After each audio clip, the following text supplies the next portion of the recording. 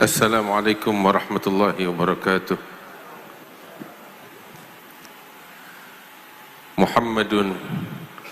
Muhammadun sayyidul khalqi alladhi imtala'at min nurihi al-ardu was-sab'u as-samawatu asra bihi Allahu min ardil hijazi ila an qabbalat na'lahu al-hujbu ar-rafi'atu. ذاك الحبيب الذي ترجو عواطفه وبره الخلق أحياء وأموات. البدر شغله والغيم ظلله والجذع حنى وسبحنا الحسيات. وشاة جابر يوم الجيش معجزة نعم النبي ونعم الجيش والشاة. وكان في الشمس نورا ليس تشخصه ذل بذلك جاءتنا الروايات. Alhamdulillah, kita bersyukur kepada Allah Subhanahu wa taala atas segala nikmat karunia yang Allah anugerahkan kepada kita sekalian. Di pagi hari yang mulia ini kita sama-sama berkumpul di Al-Fakhriyah, di tempat ini demi untuk memperingati maulid dan kelahiran baginda Nabi besar Muhammad sallallahu alaihi wasallam. Kita sama-sama berkumpul demi untuk membaca, mengkaji sejarah daripada kehidupan Nabi besar Muhammad sallallahu alaihi wasallam yang dinyatakan oleh Allah Ta'ala di dalam Al-Quran. Qul innama a'idukum biwahidah an taqumu lillahi mathna wa furada thumma tatafakkaru ma bisahibikum min jinnah in huwa illa nadhirun lakum baina yaday adabin syadid. Allah Ta'ala menyatakan di dalam Al-Quran, katakanlah wahai Muhammad, Allah perintahkan kepada Nabi Muhammad SAW untuk mengatakan kepada sekalian umatnya, innama a'idukum biwahidah, sesungguhnya aku hanya memberikan kepada kalian satu mau'izah, satu peringatan yang dapat menyentuh hati kalian. Apa itu? Antagumu lillah mathna wa furada, hendaknya kalian berdiri tulus karena Allah, jujur kepada Allah, berdiri sendiri-sendiri maupun berdua-berdua. Thumma tatafakkaru, kemudian kalian merenung, kalian berfikir. Merenungkan apa? Memikirkan apa? Merenungkan dan memikirkan tentang sosok yang agung Nabi besar Muhammad sallallahu alaihi wasallam. Ketika kalian lakukan itu, merenungkan tentang beliau, memikirkan tentang beliau dengan ketulusan dan kejujuran kepada Allah, maka akan tumbuh di dalam hati keyakinan yang amat besar tentang sosok Nabi Muhammad SAW, sehingga semua akan menyatakan ma bisahibikum min jinnah in huwa illa nadhirun lakum baina yaday adabin syadid. Nabi Muhammad bukan orang gila, akan tetapi beliau adalah utusan Allah, pembawa peringatan untuk kalian di tengah-tengah azab siksa yang pedih di hari kiamat. Hadirin yang dimuliakan Allah Subhanahu wa taala, untuk itulah di pagi hari ini kita sama-sama berkumpul, merenung, berfikir, mengkaji dengan jujur dan tulus kepada Allah tentang sosok Nabi Muhammad sallallahu alaihi wasallam, sehingga bertambah keimanan, keyakinan di dalam hati kepada baginda Nabi besar Muhammad sallallahu alaihi wasallam. Sebab dengan demikian tumbuh di dalam hati kecintaan yang besar kepada Nabi besar Muhammad sallallahu alaihi wasallam, dan dengan cinta ini kita meneladani baginda Nabi besar Muhammad sallallahu alaihi wasallam. Hadirin yang dimuliakan Allah Subhanahu wa taala, insyaallah perkumpulan yang kita hadir ini membawa keberkahan untuk kita sekalian. Bukan hanya untuk kita yang hadir, tetapi juga untuk setiap orang-orang yang mengikuti, baik melalui streaming, bahkan keberkahan yang kita harapkan dari Allah Subhanahu wa taala diberikan oleh Allah taala kepada seluruh umat manusia di berbagai penjuru dengan berkat Nabi besar Muhammad sallallahu alaihi wasallam. Hadirin yang dimuliakan oleh Allah Subhanahu wa taala, dan di antara hal yang sangat penting tatkala kita menghadiri perkumpulan semacam ini adalah kita kembali dengan membawa sesuatu yang berharga, yaitu perubahan yang baik pada diri kita. Kita membawa taubat kepada Allah Subhanahu wa taala. Kita membawa taqwa kepada Allah Subhanahu wa taala. Sebab perkumpulan yang semacam ini segala dosa diampuni oleh Allah taala. Perkumpulan yang semacam ini adalah momen, adalah saat untuk kita memperbaharui taubat kita kepada Allah, untuk berdamai kepada Allah, untuk bertakwa kepada Allah Subhanahu wa taala. Hadirin yang dimuliakan Allah Subhanahu wa taala, kita semua insyaallah mencintai Nabi Muhammad sallallahu alaihi wasallam, dan kita berharap di hari kiamat agar dikumpulkan oleh Allah taala bersama baginda yang agung Nabi besar Muhammad sallallahu alaihi wasallam. Akan tetapi setiap orang yang mendambakan kebersamaan dengan Rasulullah sallallahu alaihi wasallam harus mempersiapkan dirinya dari sejak awal, bagaimana dia meraih kebahagiaan Rasulullah sallallahu alaihi wasallam, bagaimana dia menggapai kegembiraan Nabi besar Muhammad sallallahu alaihi wasallam. Demi Allah, senyuman manis beliau adalah hal yang paling agung di alam semesta ini, lebih daripada dunia dan seisinya, lebih daripada surga dan seisinya, bahkan senyuman manis daripada Nabi besar Muhammad sallallahu alaihi wasallam dan keridhaan beliau. Hadirin yang dimuliakan Allah Subhanahu wa taala, tatkala baginda Nabi besar Muhammad sallallahu alaihi wasallam dilantik oleh Allah taala sebagai utusan Allah Subhanahu wa taala, beliau berjuang, beliau berdakwah selama 13 tahun di kota Mekah. Beliau menghadapi cobaan yang begitu berat. Beliau berjuang, orang-orang kafir mendustai beliau, mencaci dan memaki beliau, mendolimi beliau, menganiaya beliau, bahkan menyiksa para sahabat beliau, hingga beberapa dari mereka dibunuh oleh orang-orang kafir. Akan tetapi itu semua tidak membuat Rasulullah sallallahu alaihi wasallam dan para sahabatnya gentar. Akan tetapi mereka tetap bersabar demi menegakkan agama Allah Subhanahu wa taala. Perjuangan yang dilakukan oleh Rasul sallallahu alaihi wasallam 6 tahun pertama, beliau berdakwah, beliau berjuang mati-matian, beliau curahkan segala kemampuan beliau untuk mengajak manusia ke jalan Allah Subhanahu wa taala, hingga di 6 tahun pertama yang masuk Islam bersama beliau tidak lebih dari 40 orang. Bayangkan, 6 tahun berdakwah, di awal mula beliau hanya 40 orang yang percaya kepada beliau, yang bersama beliau beriman. Sayyidina Umar ibn al-Khattab adalah orang ke-40 yang saat itu di tahun ke-6 daripada kenabian yang menganut ke dalam agama Islam. Hadirin yang dimuliakan Allah Subhanahu wa taala, perjuangan yang berat yang dialami oleh Nabi besar Muhammad sallallahu alaihi wasallam, hingga akhirnya beliau diboikot oleh orang-orang kafir selama 3 tahun. Di Syi'ab Abi Talib beliau mengalami saat-saat yang berat, hingga akhirnya wafat istri beliau Sayyidah Khadijah, paman beliau Abu Talib. Kemudian beliau berdakwah ke kota Taif, mengajak manusia dengan penuh harapan akan keimanan mereka.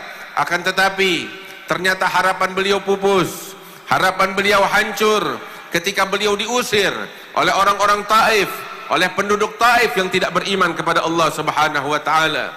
Hingga akhirnya di tahun ke-12 setelah kenabian datang kelompok orang, atau tahun ke-11 kelompok orang dari kota Madinah, yaitu orang-orang Ansar. Pada saat permulaan keimanan mereka, hingga mereka beriman kepada Rasul sallallahu alaihi wasallam. Dan saat itu mereka meminta kepada Rasul sallallahu alaihi wasallam agar diutus kepada mereka seorang sahabat yang mengajarkan kepada mereka penduduk Madinah agama Islam. Maka Nabi sallallahu alaihi wasallam saat itu mengutus, yaitu Sayyiduna Mus'ab bin Umair.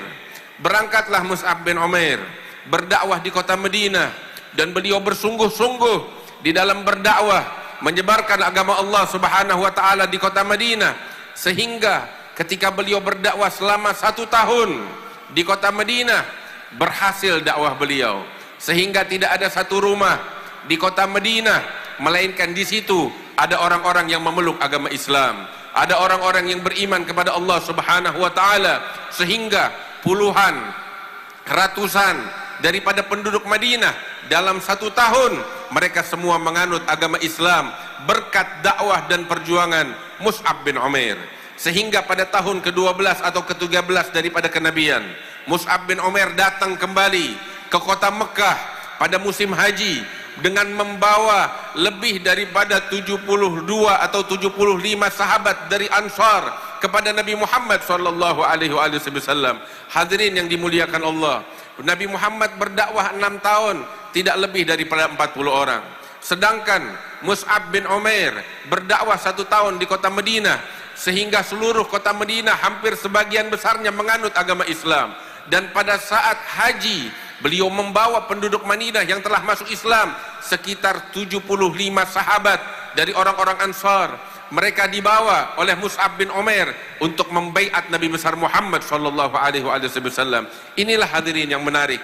Yang ingin saya sampaikan adalah ketika Mus'ab bin Umair datang dengan membawa 75 sahabat, beliau persembahkan kepada Nabi besar Muhammad sallallahu alaihi wasallam. Saya tidak bisa membayangkan betapa bahagianya hati Rasulullah sallallahu alaihi wasallam atas apa yang dipersembahkan oleh Mus'ab bin Umair untuk Nabi besar Muhammad sallallahu alaihi wasallam.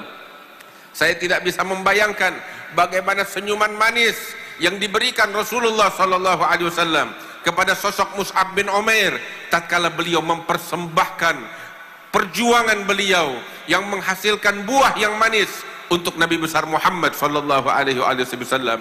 Hadirin yang dimuliakan Allah Subhanahu wa taala, inilah Mus'ab bin Umair yang berjuang demi untuk meraih senyuman manis Nabi besar Muhammad sallallahu alaihi wasallam, demi untuk membahagiakan dan menggembirakan Rasulullah sallallahu alaihi wasallam. Dan yang menjadi pertanyaan penting untuk kita sekalian, apa yang telah kita persembahkan untuk Nabi besar Muhammad sallallahu alaihi wasallam sehingga kita datang kepada Rasulullah, menghadap kepada Nabi Muhammad sallallahu alaihi wasallam hingga kita meraih senyuman manis dan kebahagiaan daripada Nabi besar Muhammad sallallahu alaihi wasallam. Disebutkan di dalam suatu riwayat, pernah salah seorang sahabat yang bernama Abdullah bin Unais. Abdullah bin Unais dipanggil oleh Nabi besar Muhammad sallallahu alaihi wasallam. Tatkala dipanggil oleh Rasulullah, Nabi mengatakan, "Kemarilah wahai Abdullah." Dia mendekat kepada Rasulullah. Saat itu di tangan Nabi Muhammad ada sepotong kayu. Maka Nabi Muhammad memberikan potongan kayu itu kepada Abdullah bin Unais. "Wahai Abdullah, ambil dan simpan ini." Abdullah bin Unais tanpa banyak bertanya menerima pemberian Rasulullah berupa sepotong kayu. Beliau ambil dan beliau simpan seperti yang diperintahkan oleh Rasulullah tanpa banyak bertanya. Beliau pergi. Baru beberapa langkah ada beberapa sahabat yang menyaksikan kejadian itu, bertanya kepada Abdullah bin Unais, "Wahai Abdullah, barusan kamu dipanggil Nabi Muhammad sallallahu alaihi wasallam dan Nabi memberikan kepadamu sepotong kayu." Maka Abdullah bin Unais mengatakan, "Betul. Apakah kamu bertanya kepada Rasulullah untuk apa kayu itu?" Abdullah bin Unais mengatakan, "Tidak, saya tidak sempat bertanya, saya hanya mengambil dan menerima." Maka para sahabat bilang, "Kembali, tanya kepada Rasulullah, untuk apa sepotong kayu itu yang diberikan Rasulullah kepadamu?" Maka Abdullah bin Unais kembali kepada Rasulullah dan mengatakan, "Ya Rasulullah, engkau barusan memberikan kepadaku sepotong kayu dan engkau memerintahkan aku untuk menyimpannya. Untuk apa kayu ini ya Rasulullah?" Maka Nabi SAW mengatakan kepada Abdullah bin Unais satu kalimat, "Ayah baini wa bainak yaumal qiyamah." Ini adalah tanda pengenal antara kamu dengan aku di hari kiamat nanti. Hadirin yang dimuliakan Allah, Abdullah bin Unais diberikan tanda pengenal oleh Nabi Muhammad antara beliau dengan Rasulullah di hari kiamat. Apa tanda identitas kita dengan Rasul sallallahu alaihi wasallam? Apa tanda pengenal antara kita dengan Rasulullah? Saya rasa ini yang harus kita renungkan. Ini yang harus kita fikirkan di dalam kehidupan dunia kita yang sesaat ini.